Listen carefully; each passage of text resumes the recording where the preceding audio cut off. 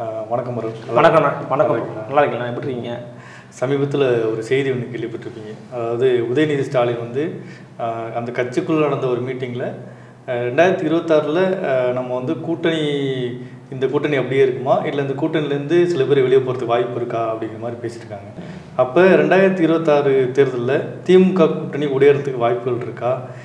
என்ன மாதிரி சமிக்கையில் உதயநிதி சொல்லிப்பார் நினைக்கிறீங்க? முதல்ல நம்ம எந்த இடத்துல பேசினார், எந்த கான்டெக்ஸ்டில் பேசினார் அப்படிங்கிறத நம்ம சொல்லிடலாம். ஏன்னா என்ன நினைப்பாங்க அப்படின்னா, நம்ம ஒரு ரொம்ப முன்னரே பேசுகிறோம், ஒரு முன்முடிவோடு இவங்க பேசுகிறாங்க, இது ஒரு உள்நோக்கம் இருக்குன்னு சொல்வதற்கான வாய்ப்புகள் இருக்குது.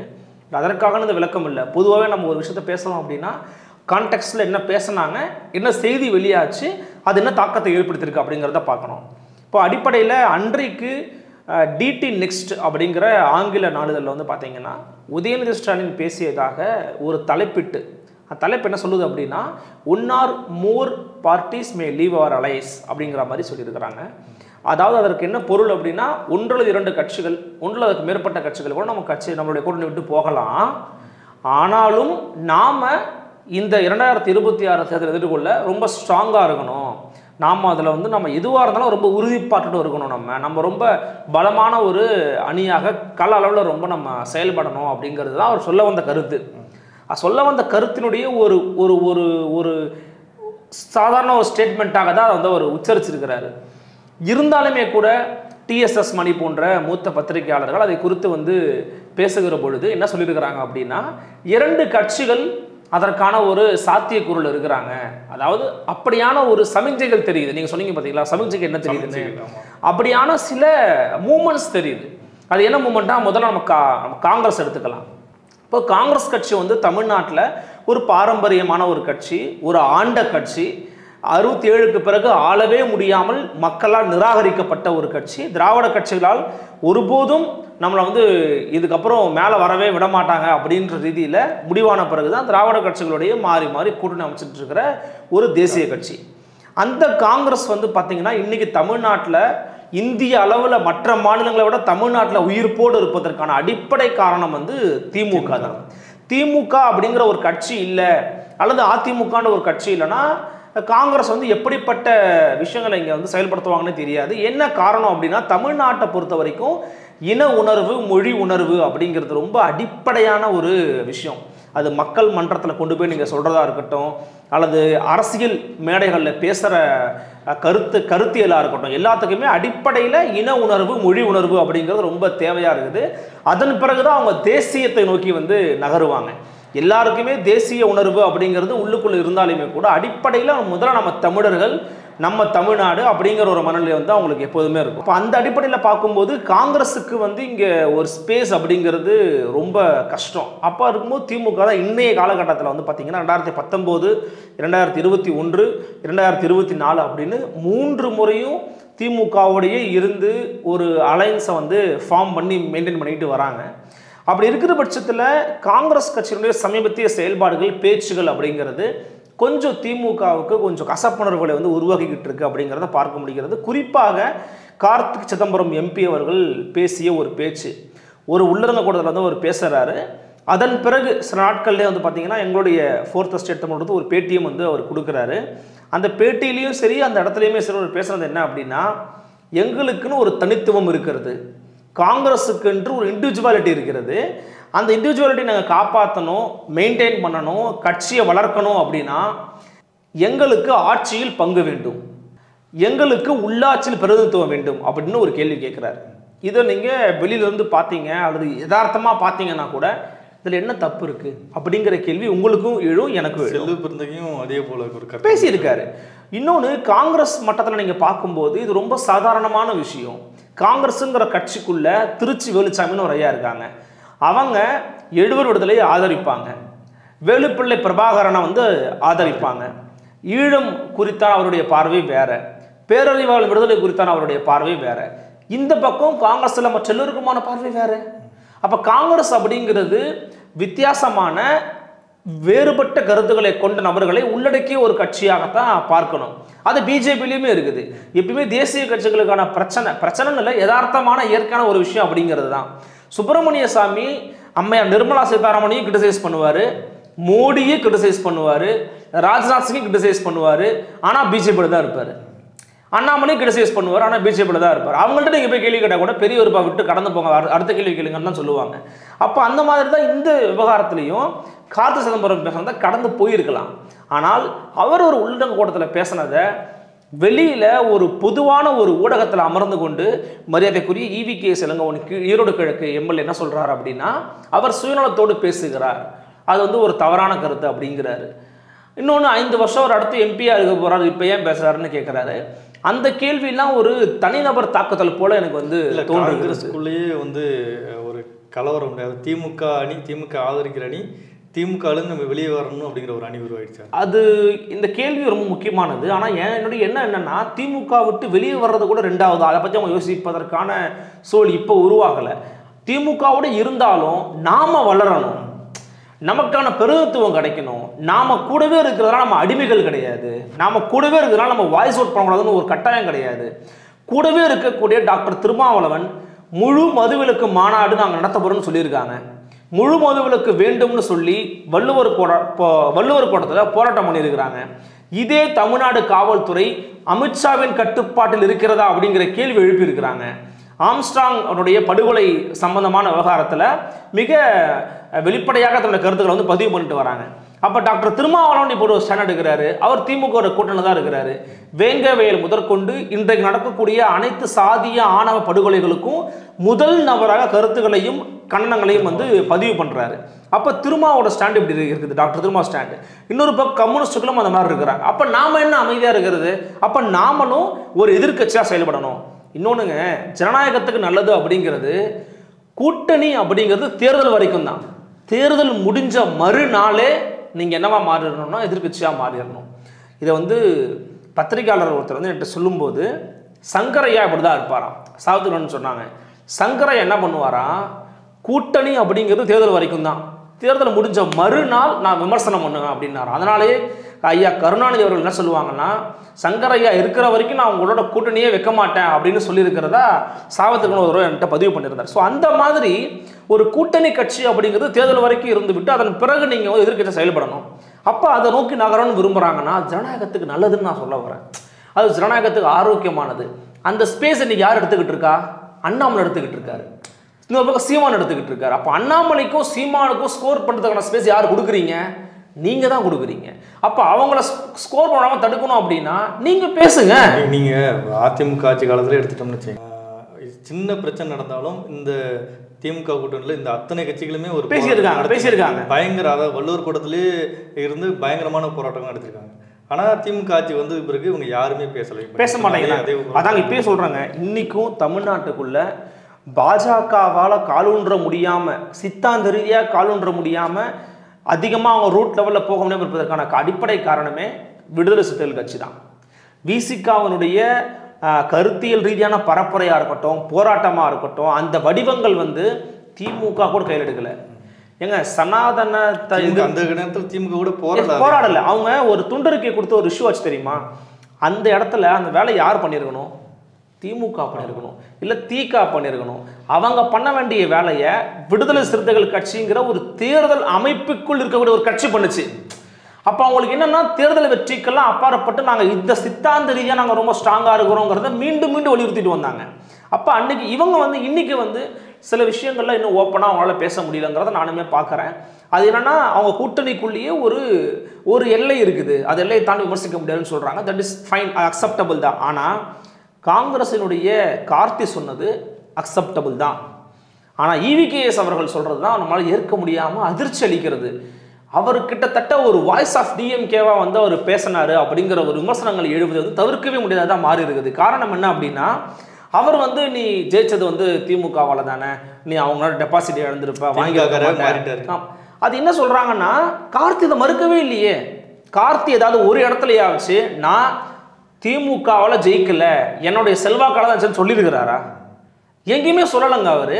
ஆமாங்க திமுகவால் தான் ஜெயிச்சா ஒத்துக்கிறேன், பட் என்னால் உங்களுக்கு பலனே இல்லையா? காங்கிரஸாக இருக்கிறதுனால தான் சிறுபான்மை மக்களுடைய ஓட்டுகளும் பட்டியலின மக்களுடைய ஓட்டுகளும் உங்களுக்கு கிடைக்குதுன்னு ஒரு கிளைம் எடுக்கிறாரு. அது உண்மையோ பொய்யோ ரெண்டாவது விஷயம். பட் எங்களால் உங்களுக்கு பலன் இருக்கு அப்படின்னு ஒரு கிரெடிட்ஸ் எடுத்துக்க விரும்புகிறாரு. அதை நீங்கள் பரிசீலனை பண்ணுங்க. ஆனால் அதுக்கு பதிலாக காங்கிரஸ் இப்படி பேசவே கூடாது, கூட்டணி ஆட்சி, அதனால் இப்போ கூட்டணி ஆட்சின்னு பேசவே.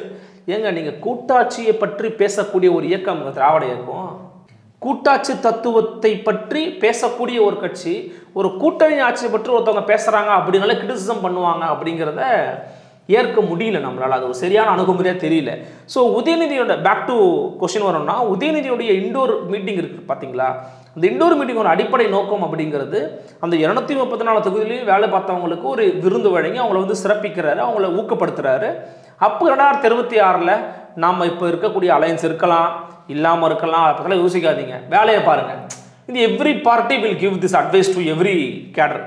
ஸோ அப்படி பார்க்கும்போது அப்படி கொடுத்துருக்கிறாரு. ஆனாலும் அந்த வார்த்தை ரொம்ப முக்கியமாக தான் எல்லாரும் அப்படி சொன்னான்னா இருக்க மாட்டாங்க அப்படிங்கிறதுக்கான ஒரு முன்னறிவிப்பு. அந்த மாதிரி ஒரு, அதாவது ஒரு என்ன சொல்கிறது, முன்கூட்டியே தயார்படுத்தணும்னு சொல்லுவாங்க தெரியுமா, கட்சி தொண்டர்கள் மனநிலையை முன்கூட்டியே தயார்படுத்தணும், அதுக்கான வேலையில் இருக்கு. யார் வந்தாலும் வரணும், நம்ம போகிறோம், நம்ம வேலையை நம்ம சரியாக செஞ்சிடணும். இன்னொன்று, இந்த முறை அதிகமான இடங்களில் திமுக சின்னம், திமுக போட்டிடணும் அப்படிங்கிற ஒரு வெறி கொண்டு தான் திமுகவினர் வந்து இருக்கிறாங்க. நீங்கள் பார்த்தே தெரியும், இன்னும் ஓராண்டு இருக்குது அறிவிப்பதற்கு, தேர்தல் அறிவிப்பு. ஆனால் இப்போவே தேர்தல் பணிக்குழுவார அறிவித்து அதில் உதயநிதி அவர்களும் ஒரு முக்கியமான பங்களித்து இன்றைக்கி வந்து வேலையை ஆரம்பிச்சிருக்கிறாங்க. ஒரு சாதாரண விஷயம் கிடையாது.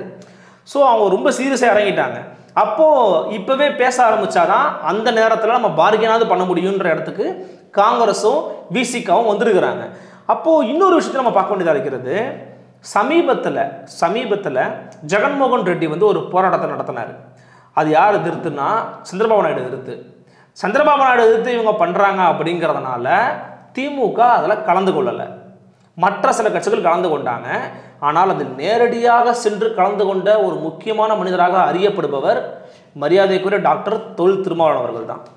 ஸோ ஜெகன்மோகன் ரெட்டி நடத்தக்கூடிய ஒரு போராட்டத்தில் முன்னணியில் போய் நின்று திமுக தவிர்த்த இக்னோர் பண்ண ஒரு போராட்டத்தில் போய் இவங்க கலந்துக்கிறாங்க அப்படின்னும் போது, இன்னொன்று விசிகா வந்து பார்த்திங்கன்னா ஆந்திரா, தெலுங்கானா, கர்நாடகா போன்ற மாநிலங்கள்லேயே வந்து கட்சிகளை விஸ்தாரிக்கக்கூடிய வேலைகளில் ஈடுபட்டுக்கிட்டு இருக்காங்கன்றதுனால ஒரு கட்சியின் தலைவராக அவர் கூட போயிருக்குன்ற ஒரு கிரெடிட்ஸை சொல்லலாம்.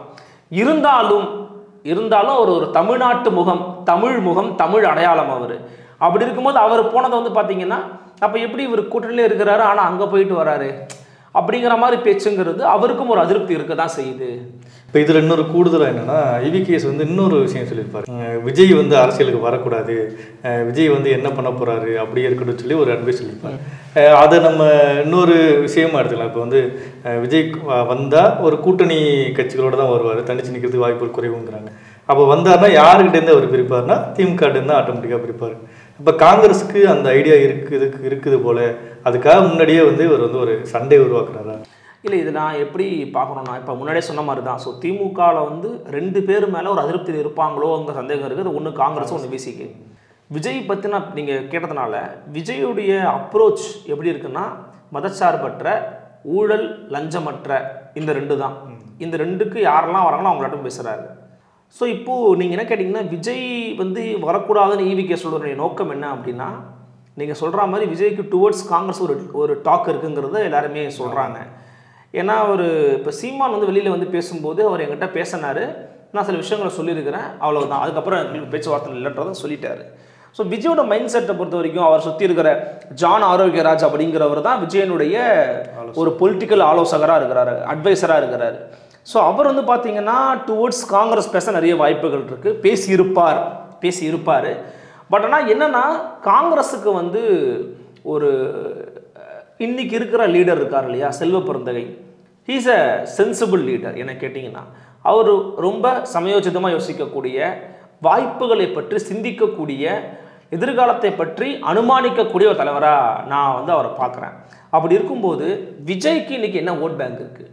ஒரு ரெகனைஸ்டு பார்ட்டியாக முதல்ல விஜய் மாறணும். ரெகனைஸ்டு பார்ட்டியாக மாறின பிறகு அலையன்ஸை பற்றிலாம் பேசணும்.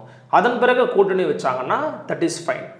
நீங்கள் 2026 வந்தால் நான் மாப்பிள்ளையாக தான் வருவேன் அப்படிங்கிற மாதிரியான ஒரு சூழல், ஒரு களம் அப்படிங்கிறது இன்னைக்கு 2026 கிடையவே கிடையாது. அவர் வந்தால் கூட்டணி அமைத்தால் கூட்டணியை அமைச்சாலும் அவரால் ஜெயிக்க முடியாது. உடையக்கூடிய கூட்டணி கட்சிகள் பார்த்தோன்னா திமுக இப்படி வேற எங்கேயுமே இல்லை. நான் என்ன சொல்கிறேன்னா, அது உங்களுக்கு ரொம்ப லகுவாயிடும்ன்றேன் நான். நீங்கள் வந்து விஜய் வந்து யாரோட கூட்டணி வச்சாலும் எத்தனை அதுக்கான வாய்ப்புகள் நீங்கள் எவ்வளோ இது பண்ணி பார்த்தாலும் வெற்றி வாய்ப்புங்கிறது குறைவு. நம்ம இல்லவே இல்லை, ஜீரோ ஆகிடுவார்னா நான் வந்து பேசலை. விஜய்க்குன்னு ஒரு ஃபேன் பேஸ் இருக்குது, விஜய்க்குன்னு ஒரு க்ரௌட் இருக்குது, அறிந்த முகம், எல்லாருக்குமே ஈஸியாக ரீச் ஆயிடுவார்.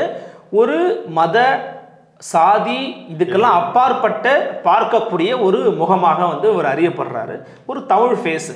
அப்போ அப்படி இருக்கும்போது விஜய் வந்து மற்றவங்களும் கன்சிடர் பண்ண தான் செய்வாங்க.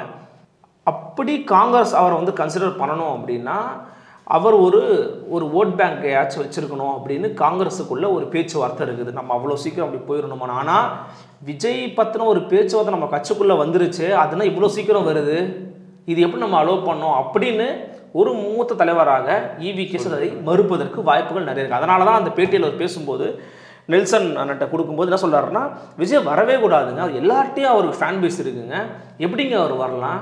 ஐயா நீங்கள் இதை எம்ஜிஆர்கிட்ட கேட்டிருப்பீங்க, எம்ஜிஆர் எப்படிங்க கட்சி ஆரம்பிக்கலாம்? அன்னைக்கு இருந்த கட்சிகள் இருக்கா இல்லையாங்கலாம் ரெண்டாவதுங்க. விஜயகாந்த் எப்படிங்க கட்சி ஆரம்பிக்கலாம்? விஜயகாந்த் அப்பெல்லாம் கேட்கல. அப்போ விஜய் வரும்போது நீங்கள் கேட்குறீங்க, அப்போ விஜயில் உங்களுக்கு ஆபத்துக்குனால கேட்குறீங்களா? விஜய் வந்தாருன்னா சிறுபான்மை ஓட்டுகள் ஈஸியாக விஜய்க்கு டிரான்ஸ்ஃபர் ஆகுங்க. மொத்தமாக போயிட்டு நான் சொல்ல வரல, அவர் மேலே வந்து ஒரு பார்வை இருக்குது, பெண்கள் மட்டத்தில் ஒரு நல்ல பார்வை இருக்குது. ஓகே, ஒரு யங் ஃபேஸுக்கு மேலே ஒரு கிரேஸ் இருக்கும் நார்மலான பெண்களுக்கு. நான் அது வந்து தவறாக சொல்லலை, நல்லா பண்ணுவார் போல் இருக்கு, ஒரு புதிய ஆளாக இருக்கிறாரு. பெண்கள் ஓட்டை யாருமே கணக்கு எடுக்கிறது இல்லை, அது ஒன்று இருக்குது. பட் ஆனால் இன்னைக்கு இவங்க ஆட்சி திமுக வந்து ஏன் இதெல்லாம் பெருசாக எதை பற்றியும் அவங்க இன்றைக்கி வந்து எதிர்ப்புகளை வந்து ரொம்ப ஈஸியாக அவங்க வந்து அடக்கக்கூடிய ஒரு போக்கு, அதற்கான அதிகார பலம் அவங்கள்ட்ட இருக்குது. இரண்டாவது, இன்றைக்கி திமுக எதை நம்பி ரொம்ப ஸ்ட்ராங்காக இருக்கிறாங்கன்னா சில விஷயங்கள் மட்டும்தான். மாதந்தோறும் 1000 ரூபாய் உரிமை தொகை வெரி ஸ்ட்ராங்கு, ரூட் லெவலில் இப்போ கனெக்ட் ஆயிடுச்சு. ரெண்டாவது, பெண்களுக்கான இலவச பேருந்து பயணம் ரூட் லெவலில் இப்போ கனெக்ட் ஆயிடுச்சு. மூன்றாவது, புதுமை பெண் திட்டம், பெண் குழந்தைகளை வச்சுருக்கிறவங்களுக்கு தான் அதை வந்து அதனுடைய இது திட்டத்தின் அருமை நாங்கிறது தெரியும். அடுத்து இப்போ ஆரம்பிக்க போகிற தமிழ் புதல்வன் திட்டம். ஸோ இப்படியான திட்டங்கள் மூலமாக அவங்களால ஈஸியாக போய் நம்ம ரீச் ஆகிட்டோம். அதில் வந்து பெனிஃபிட் ஆகிறவங்களுடைய அதான் சொல்கிறேன், நேற்று உதவி கூட பேசிப்பான்னு நினைக்கிறேன். யார் நமக்கான நம்ம பயனாளர்கள் தான் நமக்கான வெற்றியை கொடுக்க போகிறாங்க. ஓட்டே இப்படி தானே கேட்பாங்க, என்ன நீங்கள் ஆட்சி மாறிச்சுன்னா உங்களுக்கு இந்த பெனிஃபிட்லாம் கிடைக்காது. ஆனால் இதுக்கு என்னென்னா, இதை அவங்க ரூட் லெவலில் கொண்டு போய் சேர்த்துட்டாங்கன்ற மீடியா மேனேஜ்மெண்ட் வந்து ரொம்ப அழகாக வந்து அவங்க பண்ணிட்டாங்க, கரெக்டாக போய் சேர்த்துட்டாங்க. ஸோ அதன் மூலமாக அதை மட்டும் தான் நம்பி எடுக்கிறாங்கங்க. அதனால தான் அவங்களால வந்து காங்கிரஸா கொடுக்குறத வாங்கிக்கோங்க அப்படின்னு நாளைக்கு பேசக்கூடிய டோனில் இன்றைக்கி அவங்க இருக்கிறாங்க. அதுக்கான காரணம் திட்டங்கள் தான். ஸோ இப்படியாக இருக்கக்கூடிய ஒரு சூழல் இருக்குது. இதனால தான் ஈவி.கே. என்ன சொல்கிறாருன்னா, நம்ம இதை விட்டுறக்கூடாது. திமுக விட்டுட்டோம்னா நீ இன்னைக்கு கார்த்தி அவர்கள் நீங்கள் ஜெயிச்சிட்டீங்க, நாளைக்கு இனிமேல் தான் கட்சிக்குள்ளே வந்து எப்படியாச்சும் நம்ம ஒரு எம்எல்ஏ ஏற மாட்டோமோ கவுன்சிலர் ஏற மாட்டோமோ வெயிட் பண்ணிக்கிட்டு இருக்கோன்னே அலையன்ஸை கட் பண்ணி விட்டிங்கன்னா திமுககாரங்க வேலை பார்க்க மாட்டாங்க, திமுககாரங்க ஓட்டு உங்களுக்கு கிடைக்காது. அப்போ எப்படியும் கண்டிப்பாக காங்கிரஸ் சொத்து தான் போகும், அப்போ காங்கிரஸ் வீழ்ச்சி நோக்கி போக தான் போகுது. அப்போ அதை தவிர்க்கணும் அப்படிங்கிறதுக்காக அவர் வந்து திமுகவோட தான் இருக்கணும்னு விரும்புகிறாரு. ஆனால் காங்கிரஸ் வந்து விஜயோட போகிறதுக்கான சாத்தியக்கூறுகள் அப்படிங்கிறது குறைவு தான்.